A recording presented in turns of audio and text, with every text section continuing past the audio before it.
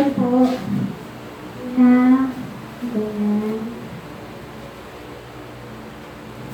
Tapos, gina na siya. Tapos, aliit lang tapos alternate.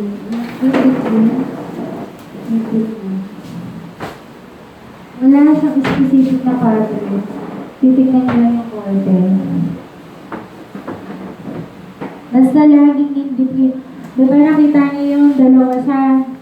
Yung meron siya sa gitna, doon kayo maglalagay. Tapos patayo lang. Patayo lang.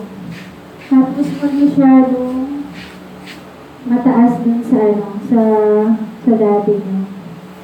Sinusundan niya. Okay. Tapos napansin yung diameter niya na di ba, na consume niya na. So, pag malaki kasi yung diameter nyo, pag kinuhangin, buka. Kaya kailangan maliit lang yung diameter. Bakit? Kasi dito ka na magsisimula para may foundation ka. Yung putiin. Para may foundation ka, matibay yung foundation dito sa taas.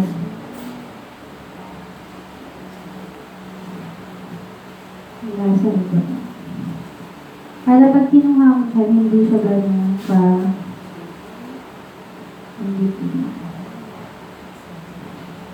Tapos halos dikit-dikit lang siya kung siya yung Tapos kapag okay na sa inyo yung ganyang laki, unti-unti nyo siya, di ba nakataas kanina? Unti-unti nyo siyang i-aangulo ng medyo nakabuka para medyo buka na siya ng konti.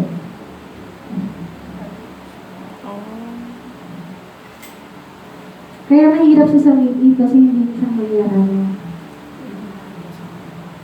Tapos nakakaduling lang siya pero madali lang siya, nakakaduling na.